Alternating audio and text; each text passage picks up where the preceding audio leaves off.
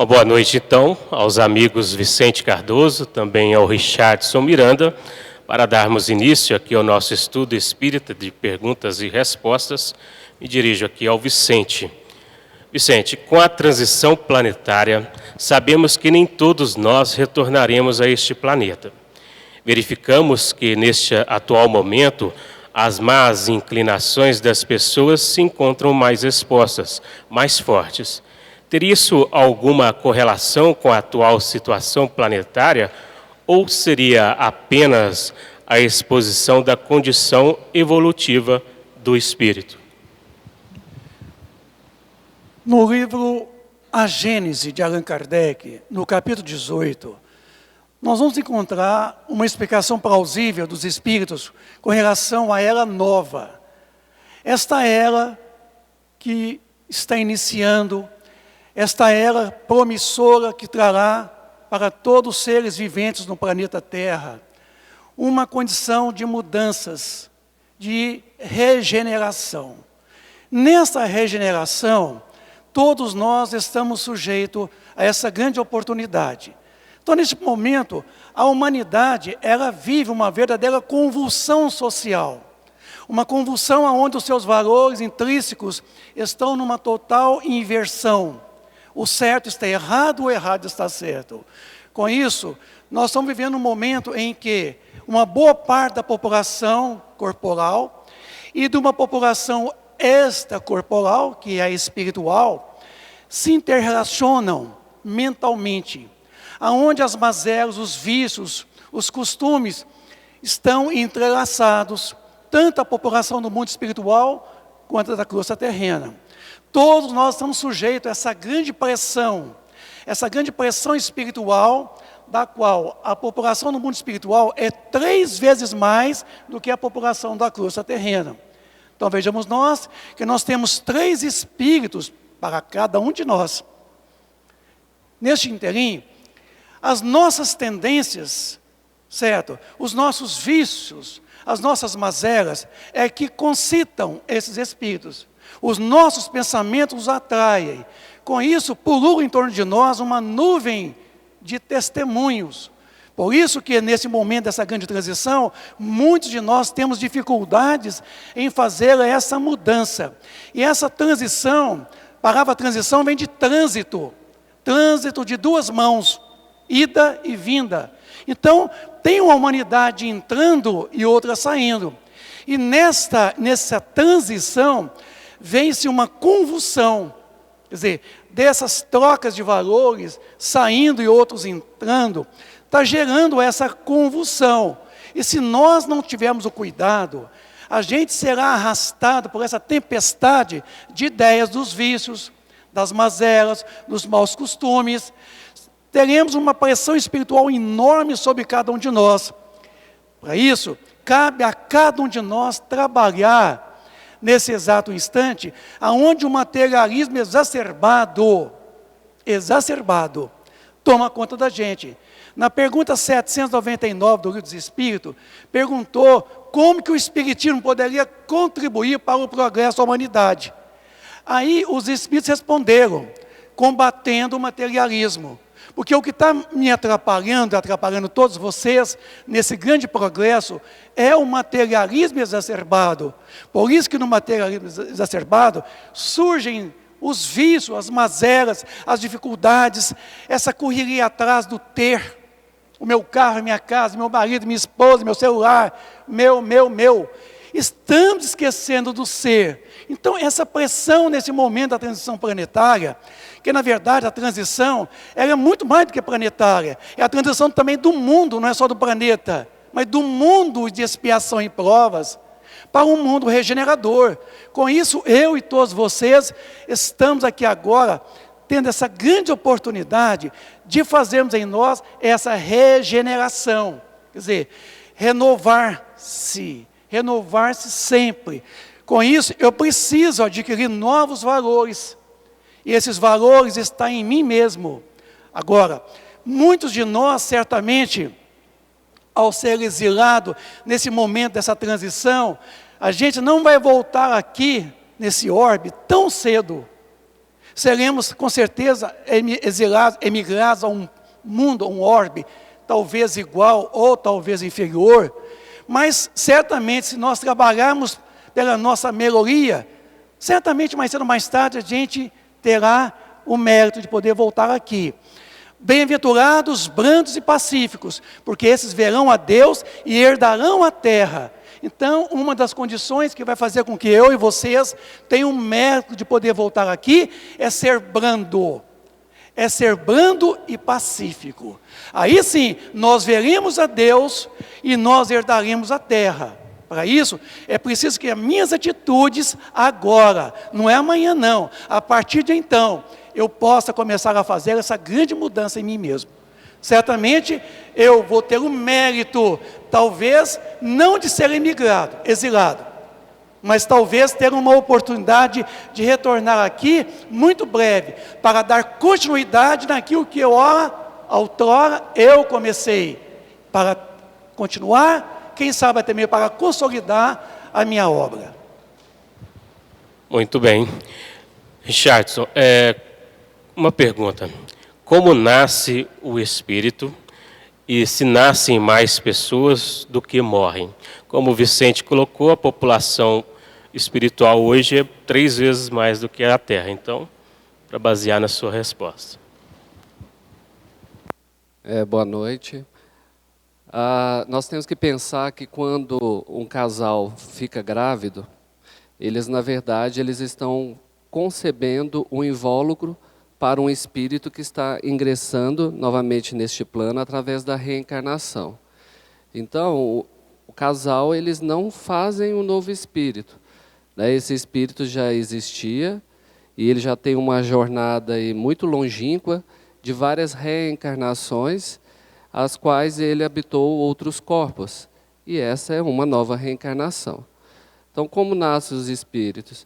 Primeiramente, nós vamos ver, né, até através do próprio André Luiz, que nós vamos ter lá o Ministério da Reencarnação no plano espiritual, o qual, depois de um longo preparo que esse espírito passa, principalmente na forma, né, de planejar o seu plano reencarnatório. O que são os planos reencarnatórios? São o nosso plano de viagem para a estada neste plano terreno. Aquilo que nós propomos aqui fazer para passar pelas provas, pelas expiações, que são a oportunidade que nos é dada do aprendizado. E para assim é nós irmos galgando a nossa evolução espiritual. O espírito, a partir desse momento, quando ele está preparado para reencarnar, com certeza esse plano reencarnatório dele vai de encontro deste casal, que será o pai e a mãe dele, aqui no plano terreno, e o receberá. E geralmente os planos reencarnatórios, eles vão de encontro ao dos outros indivíduos que têm algo a nos fornecer para o nosso aperfeiçoamento e para a nossa evolução, e que nós também temos para oferecer para eles.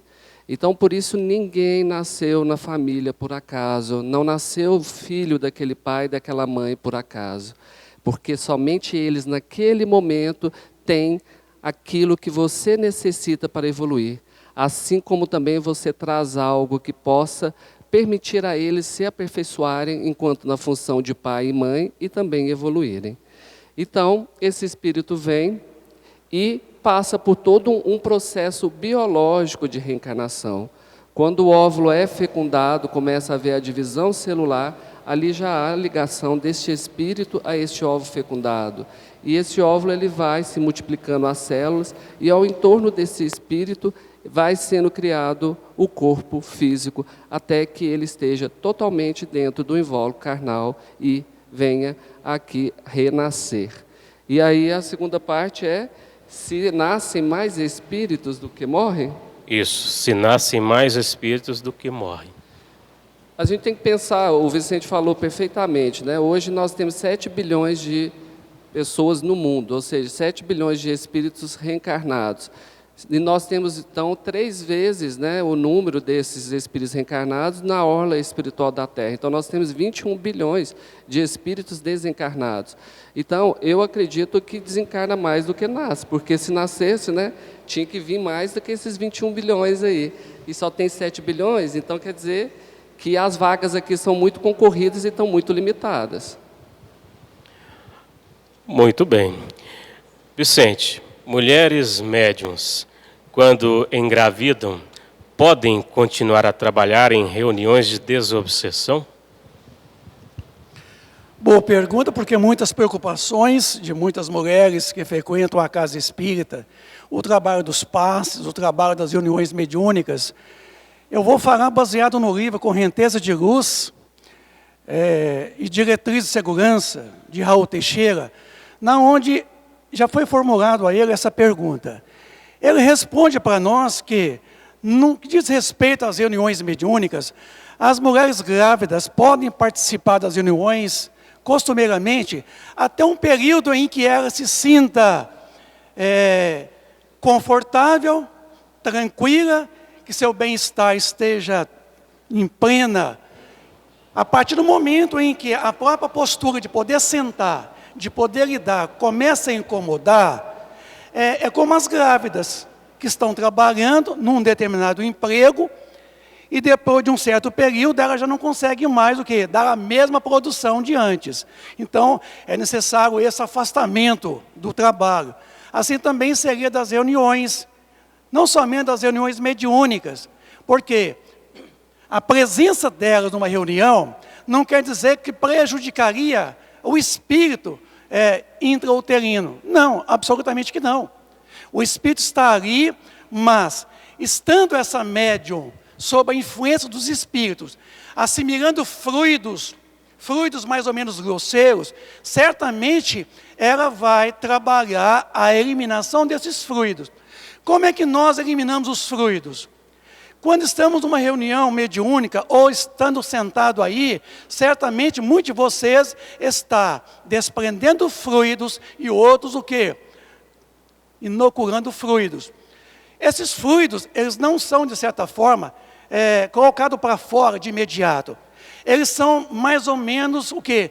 Transformados. Para isso, a eliminação deles vem através das vias excretoras. Primeiro, a sudorese. É muito comum experimentarmos a sudorese abundante. Ali pode estar uma forma de excreção dos fluidos, as quais nós absorvemos. A excreção pelas fezes, pela urina, a excreção pela expiração e a excreção pelo bocejo.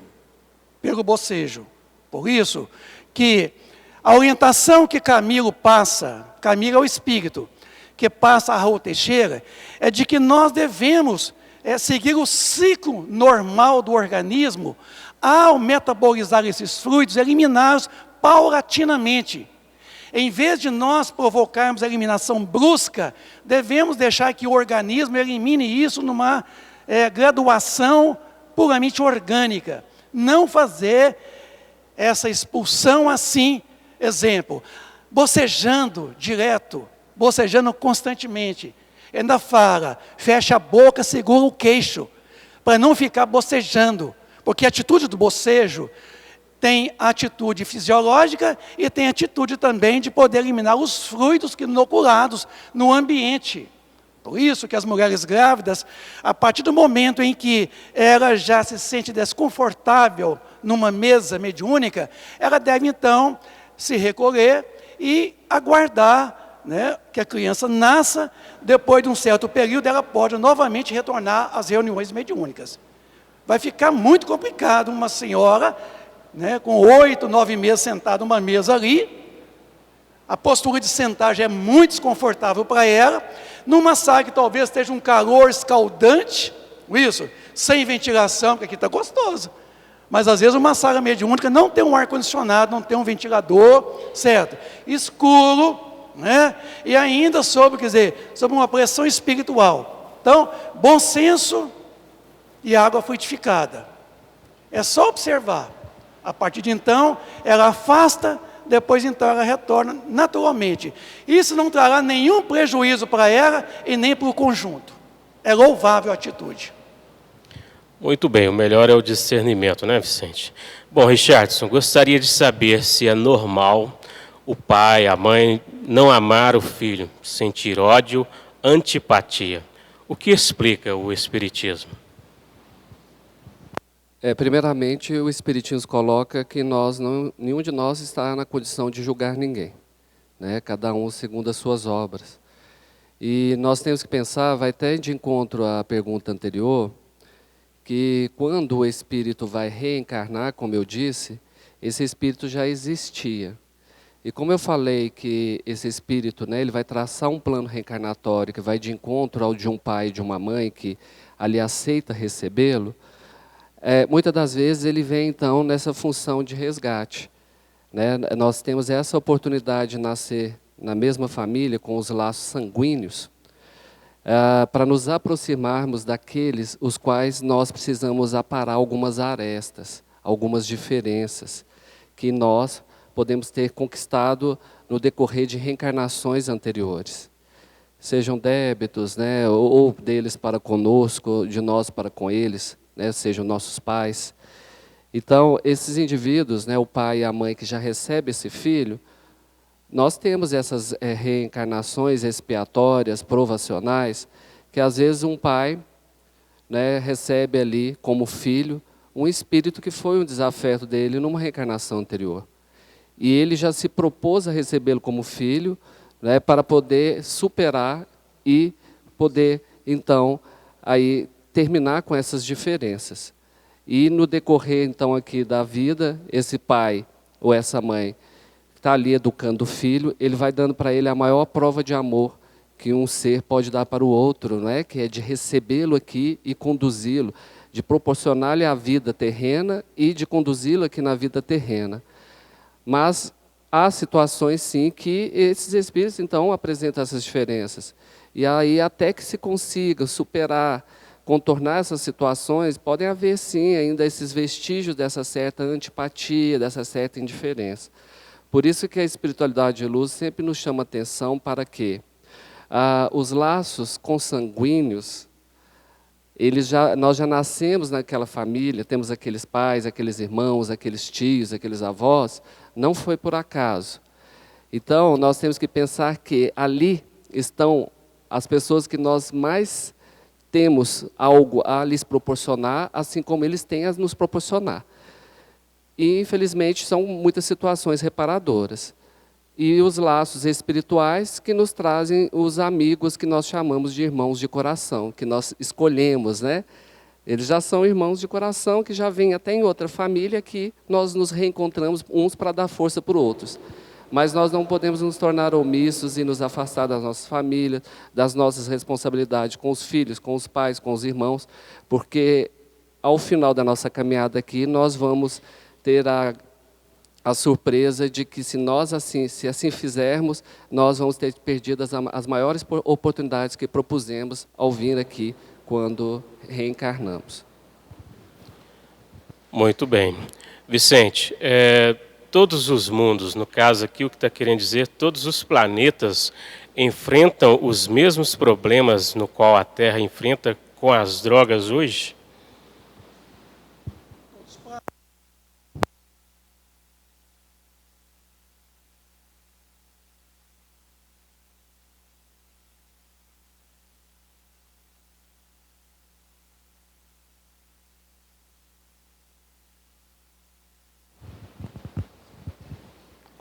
Alô?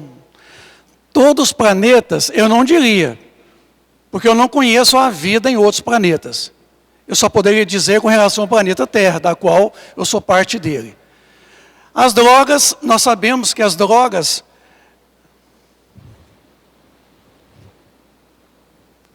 As drogas têm a sua serventia, quando utilizada em doses eficazes. Por exemplo, toda medicação que nós ingerimos para corrigir um distúrbio, um mal qualquer, é uma droga. Só que ali era em dose eficaz, quer dizer, em dose suficientemente para poder corrigir um distúrbio. A partir do momento que você consome essa droga numa quantidade acima da eficácia, aí as consequências serão danosas. Então, as drogas, a palavra droga, ela vem do italiano, quer dizer folha. Folha. Isso quer dizer, toda medicação que nós utilizamos, ela vem através de drogas, porque são produtos químicos, naturais, artificiais. Com isso, passa a perceber que aqui no planeta Terra, A utilização das drogas, ela originou-se entre os indígenas, entre tribos selvagens, com o intuito de fazer com que eles pudessem, naquele dado momento ali da utilização dessas drogas, exemplo, drogas estimulantes ou drogas alucinógenas, era para causar neles uma sensação de quê? De desdobramento, de exteriorização da sensibilidade. Exemplos das drogas chamadas estupefacientes. E nós temos algumas drogas que ali originou, veio para a sociedade verificou que algumas drogas causam uma sensação de imediato, uma sensação gostosa, mas que depois da sua abstinência as consequências são danosas e que o seu uso diário constante, o prejuízo é muito maior do que a experiência. Nós sabemos que muitas drogas geram dependência física, a dependência psicológica. Então, passamos a perceber de que o planeta Terra é um mundo de expiação e provas, que é o segundo, de baixo para cima, na escala dos mundos. Nós somos seres ainda muito primitivos, somos seres muito apegados à questão material. Certamente a questão da drogadição, ela está na nossa condição de inferioridade intelectual e moral. É mais moral do que intelecto, porque nós sabemos dos efeitos das drogas, das suas consequências, mas nós às vezes não avaliamos as consequências morais e espirituais, porque um drogadito ele vai chegar na erraticidade, no mundo espiritual, com as mesmas necessidades, sentindo as mesmas dependências da drogadição. Ele não vai chegar livre da dependência, não. Inclusive tem um livro do Chico Xavier, chamado Janela do Meio, onde o espírito chamado Fernando Warne, ele responde a respeito, ele deu o exemplo do cigarro. Ele coloca que muitos fumantes da terra chegam no mundo espiritual, passam por um tratamento de utilização de sucedâneos do cigarro. O que é sucedâneo do cigarro? É um cigarro factício, da qual a espiritualidade fornece para esses dependentes do fumo, para que, é como se fosse um placebo, para que ele possa trabalhar o descondicionamento do vício do cigarro, numa dada proporção, porque não consegue aliviar o vício. Então, nesse livro, Fernando Warne, Janela do Meio, ele coloca que as drogas é a mesma coisa. Muitos de nós chegam no mundo espiritual numa dependência enorme das drogas. E drogas aqui não é somente a maconha, a cocaína, o crack, não. Dependências também de drogas que muitas das vezes nós utilizamos como medicação. Quantos de nós estamos dependendo do sonífero? Os barbitúricos, que nós utilizamos para o quê? Contrabalançar a nossa insônia. Às vezes ficamos tão dependentes que o próprio organismo acostuma depois. Então, com isso, o planeta Terra, de uma certa forma, há uma predominância do materialismo. E as drogas estão dentro desse materialismo. Porque quem utilizava droga são os alienígenas, não. São aqueles indígenas. Porque lá nos outros planetas, a gente não pode avaliar e dizer que as drogas também existem.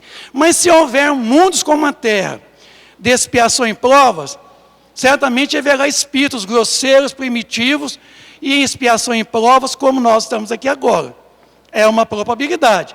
Eu não posso afirmar, porque eu não conheço se há vida como a nossa em um orbe muito próximo à Terra.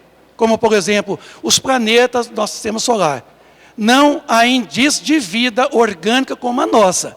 Se houver também, certamente, se for primitivo ou se for de expiação em prova, haverá espíritos ainda dependentes do consumismo das drogas.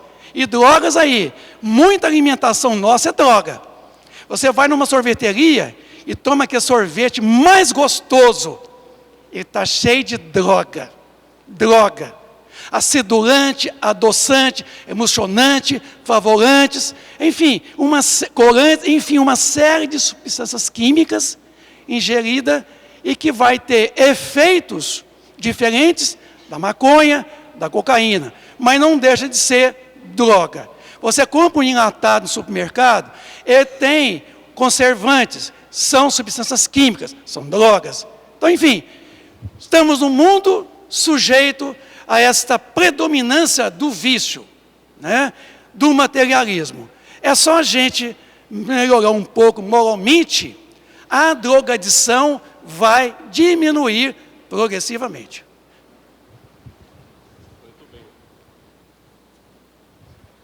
Muito bem, Vicente. É isso mesmo, é o apego aos vícios. Richardson, mais uma pergunta.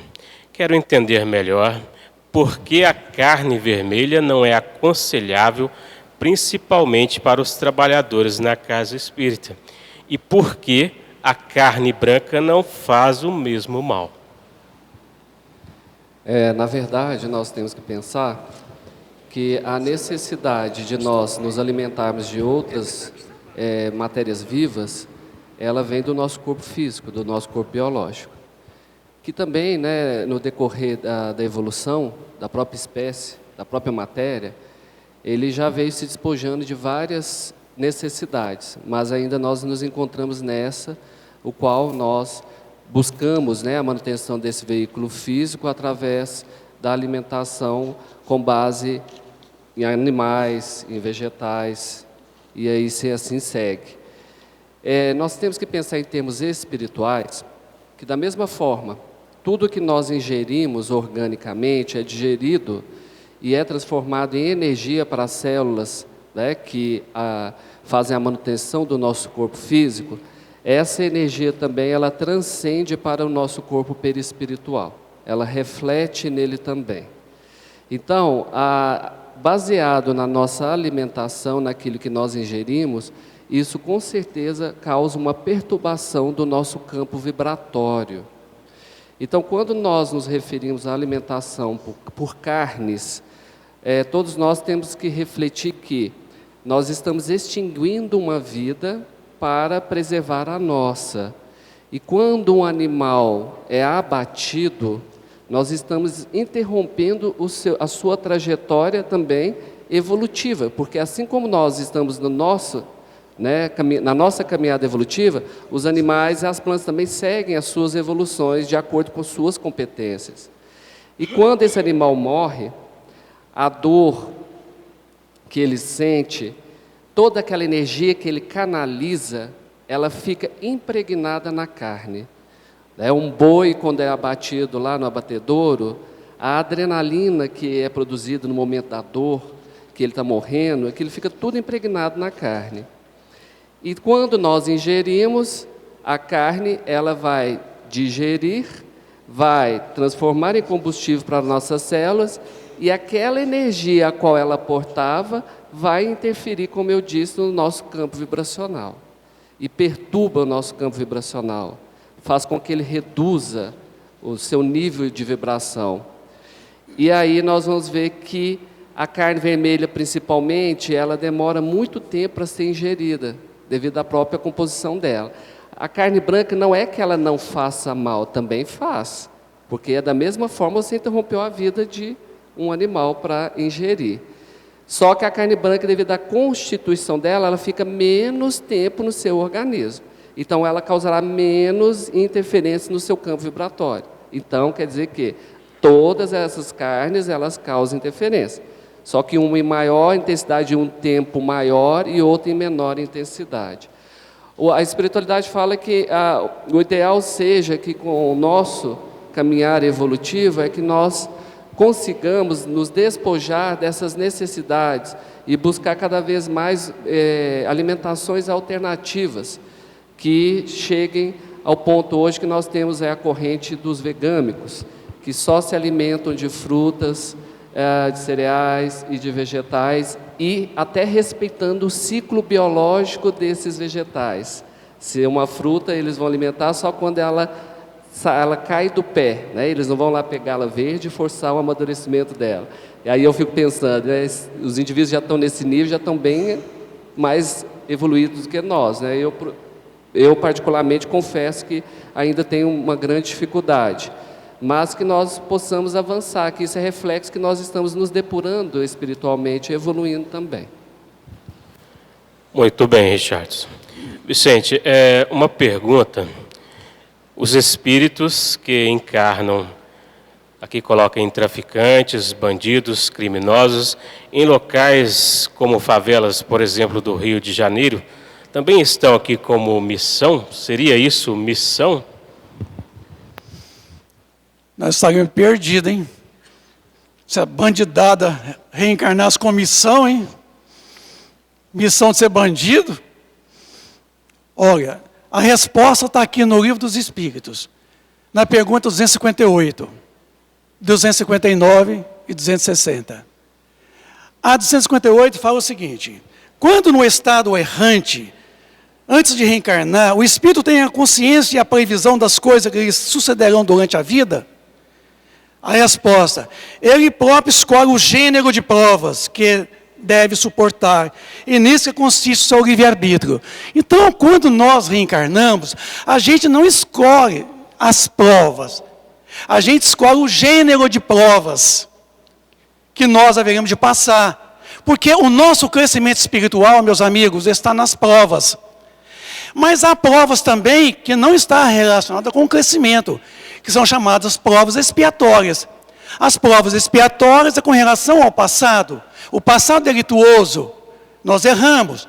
Precisamos então consertar. A gente reencarna com a aprovação reparatória para corrigirmos o desvio que nós cometemos em outras existências. Aí chama-se expiação. As provas normalmente são o crescimento. Então, nenhum espírito reencarna aqui com missão de ser mal, de ser um ladrão, um corrupto, um criminoso. Ninguém reencarna predestinado a matar. Absolutamente que não. Nós renascemos aqui com a proposta de nós renascermos pela reencarnação. O homem novo, de nós termos uma nova proposta de vida, corrigirmos nossos desvios do passado, de nós avançarmos na evolução e não regredirmos. Porque aqui, na 259, complementou o seguinte: se o espírito pode escolher o gênero de provas que deve suportar, segue-se daí que todas as tribulações que experimentam na vida foram previstas e escolhidas por nós mesmos?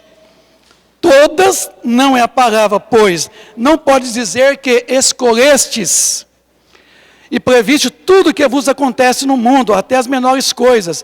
Escolheste o gênero de provas. Os detalhes são consequências da vossa posição e, frequentemente, dos vossos próprios atos. Então, a gente não escolhe aqui morrer, por exemplo, de acidente de automóveis, mas escolhemos o gênero de morte, por exemplo, por acidente, mas não de automóveis, de carro. Mas estamos sujeitos, uma vez que trazemos aqui a natureza da escolha da prova por um acidente, e se nós não tivermos realmente a previdência, a cautela, concorreremos sim. Você se alcooliza, entra no carro e faz ele andar 160, e no primeiro poste você se arrebenta. Então você não escolheu isso, você foi negligente e imprudente. Por isso que está dizendo, depende das circunstâncias, depende da nossa vontade, depende dos nossos atos. Aí continua ainda: se o espírito quis nascer entre malfeitores, por exemplo, ele sabia que o arrastamento se expunha, mas não cada um dos atos que deveria praticar. Então, se ele no passado, ele roubou, foi ladrão, vai para o mundo espiritual, depois de um determinado tempo ele reencarna, certo? Não quer dizer que ele vai reencarnar para continuar sendo ladrão, não. Ele vai escolher um gênero de prova pelo qual ele vai reencarnar no meio propício à proliferação, aos arrastamentos pelo roubo.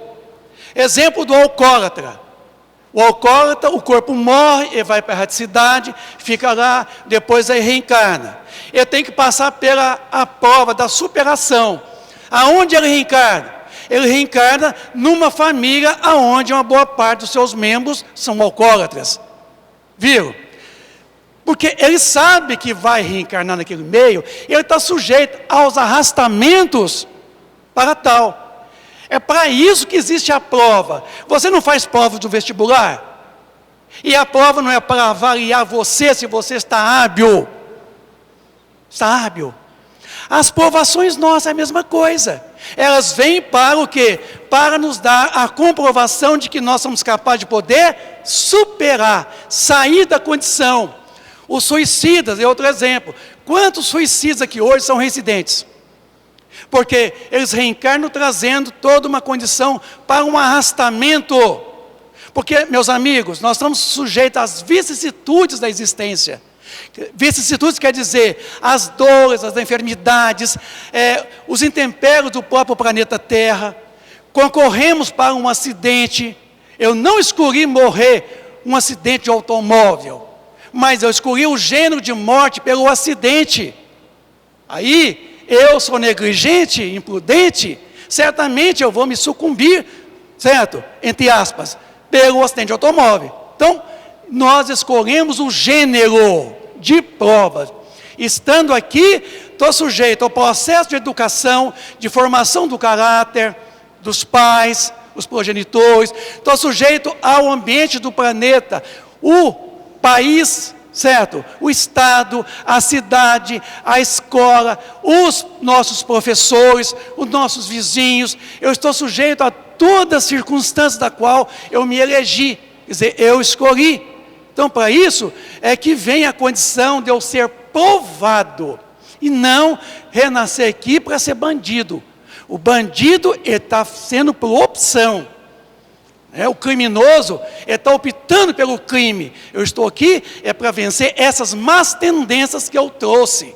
Porque tem gente que fala assim, eu gostaria de poder saber quem eu fui na reencarnação passada. É muito simples. Porque todo mundo quer ser rainha, quer ser rei, quer ser príncipe, princesa. Ninguém quer ser o Zé Mané, o pedidor de esmola. Não é isso? Ninguém quer ser. Quer ser sempre o maioral. Quer saber quem você foi na outra existência? Analise suas tendências hoje. Para onde você tende? Quais são as suas tendências? Isso é o que você ainda está acostumado. É isso que ainda você está impregnado, das más tendências ou das boas tendências. Analise as tendências, você sabe quem você ainda é. Ainda é. Não foi, não. Ainda é. Obrigado. Muito bem, Vicente. Richardson, qual a explicação para o desencarne de esposo ou esposa logo após o desencarne do cônjuge? Nesse primeiro momento, os espíritos do casal têm algum contato? A primeira questão que nós temos que refletir é que não necessariamente há algo que já vem definido que um tem que desencarnar porque o outro desencarnou. Como eu disse anteriormente, o que pode coincidir é que os planos reencarnatórios deles, que iam de encontro um ao do outro, tanto que eles aqui se encontraram e formaram aí, então, a relação conjugal, esses planos reencarnatórios, eles podem ter sido realizados por esses ambos espíritos, tanto o marido quanto a esposa, para um período que coincidisse com o término das necessidades das provas que ambos teriam que passar aqui. Então, aí pode haver essas ocorrências de quando um desencarna, o outro desencarna pouco tempo em seguida. É porque cumpriram cada um o tempo que necessitava para si e que ia de encontro também ao tempo do outro. Tá? Agora, se eles vão se reencontrar de imediato, entram outras reflexões. Depende da condição evolutiva, do esclarecimento de cada um deles. Tá? Nós sabemos que o próprio André Luiz, no livro Nosso Lar, quando tempo ele ficou lá no umbral, a mãe dele ia lá visitá-lo. E ele não tinha condição de percebê-la. Ela sim, porque ela estava numa condição de maior esclarecimento. Depois ele vai reencontrá-la no Nosso Lar. E tanto que ela não estava no Nosso Lar, ela estava até num plano mais superior. E o pai dele também estava numa região umbralina, que quando ele pergunta para a mãe dele, ele fala, e meu pai? Aí ela fala, infelizmente eu tenho tentado ajudá-lo, mas ele se encontra também na região umbralina, preso às diferenças com as duas mulheres lá que ele teve uma relação extraconjugal. Então, depende do esclarecimento de cada um. Há sim situações que ambos podem estar numa condição boa, evoluída, assim que recobram as suas faculdades espirituais, eles se reencontram. Mas aí também entra outro detalhe. As relações que estabelecemos aqui não necessariamente continuam no plano espiritual, porque elas foram estabelecidas aqui pelas necessidades evolutivas. Há sim casos de espíritos que começam a fazer parte de uma família espiritual e lá continuam ainda mantendo essas relações amorosas e afetivas. Outros não. Outros elas se encerraram aqui, enquanto eles estavam. E lá eles podem se reencontrar e manter uma relação amorosa, afetiva, de carinho, mas sem mais aqueles laços aqui. Então depende de cada histórico, de cada situação. Ok? Muito bem, Richardson. Mais uma pergunta aqui ao Vicente. Vicente, pessoas que trabalham com comércio de bebidas, cigarros, se tornam corresponsáveis pelos desvios dos outros que se tornam viciados? Antes de eu responder essa, eu vou complementar a outra. Na pergunta 260, como o espírito pode querer nascer no meio de pessoas de má vida? É necessário que ele seja colocado no meio onde possa suportar a prova que pediu. Pois bem, é preciso que haja analogia nas situações. Para lutar contra o instinto do roubo, é preciso que encontre entre as pessoas dadas a praticar a roubar. Então veja vocês que nós somos colocados no meio necessário por onde nós haveríamos de passar pelos processos de provações para o crescimento, para sairmos daquela condição e para crescermos. Com relação à pergunta agora feita, nós somos corresponsáveis não é somente por vender bebidas alcoólicas. Quantas vezes a gente percebe que no reduto doméstico, talvez nós sejamos os mais corresponsáveis. Quantas vezes o homem, o marido, arrasta a própria esposa, que não tinha o vício da bebida, e leva ela para os barzinhos, os botecos, as beberagens. Quantas vezes a própria esposa leva o marido que não tinha as tendências para a bebida, ao arrastamento pelo alcoolismo. Neste caso, são coniventes, são corresponsáveis. Quantas vezes o cônjuge nos leva realmente, não somente ao arrastamento pelo vício da bebida, como o do cigarro. Bem, dá uma pitadinha junto aqui, pita comigo aqui, toma um gole aqui. Então, nós somos corresponsáveis tanto para vender as bebidas alcoólicas, certo? Mas cada um responderá na medida em que se comprometeu, viu? O fabricante da bebida responderá, o comerciante responderá, você também, você o consumidor vai responder também. Porque na nossa existência, a gente responde por 3 situações bem distintas. Nós respondemos pelos fatos, ocorrências. Nós respondemos pela intenção e respondemos pela crueldade no ato da intenção. Então veja, nós que muitas das vezes, o consumidor, ele responde pelo fato, pela intenção e às vezes pela crueldade em poder matar o próprio organismo. Porque a bebida alcoólica mata. Ela mata, porque se ela fosse remédio, certo? A minha mãe, quando eu nasci, ela tinha 2 seios, ela não teria leite nos 2 seios, ela teria num cerveja, no outro cachaça, porque tem gente alegando aí, que o nosso corpo precisa de bebida alcoólica, não vem com essa não, isso é uma mera desculpa. Então, vai responder o consumidor, o vendedor, o produtor, o que vai fazer o transporte, o translado da própria bebida, enfim, todos serão coniventes. Não é somente com relação às bebidas, é com relação a toda situação. Se você leva alguém a ter atitudes contrárias à sua condição moral, você é conivente e corresponsável. Responderemos por todo mal que haja decorrido de não ter feito o bem, quando nós poderíamos ter feito esse mesmo bem. Pergunta 629 do Livro dos Espíritos. Porque muita gente fala assim, para poder segurar a minha vida futura, para eu ficar assim com Deus, não basta eu não fazer o mal?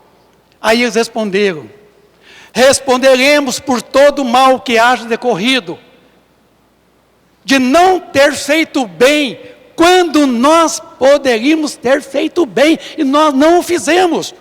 Então, não basta não fazer o mal, é preciso fazer o bem. E se nós concorremos também, não somente no desvio dos vícios, mas também o desvio das mazelas,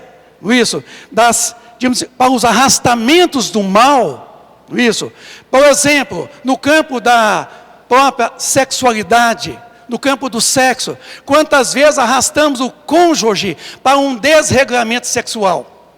Às vezes o cônjuge, ele tem uma contenção, ele tem uma disciplina, ele tem uma linha de equilíbrio no campo sexual. O outro parceiro ou a parceira, o arrasta ele a uma permissividade sexual. Vai corresponder, é conivente, é corresponsável. Então, meus amigos, nós somos corresponsáveis nessa relação com as pessoas, em tornar a elas viciosas ou até mesmo dependentes de situações sociais. Não importa se são vícios, é no dia a dia, é de uma maneira geral. Quantas vezes somos corresponsáveis por não termos educado os nossos filhos como deveríamos ter educados? Quantas vezes deveriam colocar limite nos nossos filhos e nós não colocamos limites? Seremos corresponsáveis com estes. Então, cada um de nós responde pelos seus atos. Eu não respondo, se eu sou um consumidor da bebida alcoólica, eu não respondo pelos atos do produtor da bebida, pelo comerciante. Eu respondo pelos meus atos de consumidor. E ele responderá pelos atos deles. É assim que funciona. Porque a nossa consciência é o nosso juízo e o nosso juiz. O juízo é os valores. E o juízo, a condição de você ter um pensamento de autoavaliar você mesmo. E o juiz é a sentença condenatória ou que absorve você mesmo. Então, está nas minhas mãos, está nas mãos de vocês, essa atitude de sermos coniventes, corresponsáveis. Muito bem, nossos agradecimentos aqui ao Vicente Cardoso, também ao Richardson Miranda, na participação e contribuição no estudo dessa noite, nosso estudo de perguntas e respostas. Convidamos a todos a participarem daqui a pouco da palestra pública, hoje com Richardson Miranda, e o tema é Cruz e Disciplina. Uma boa noite.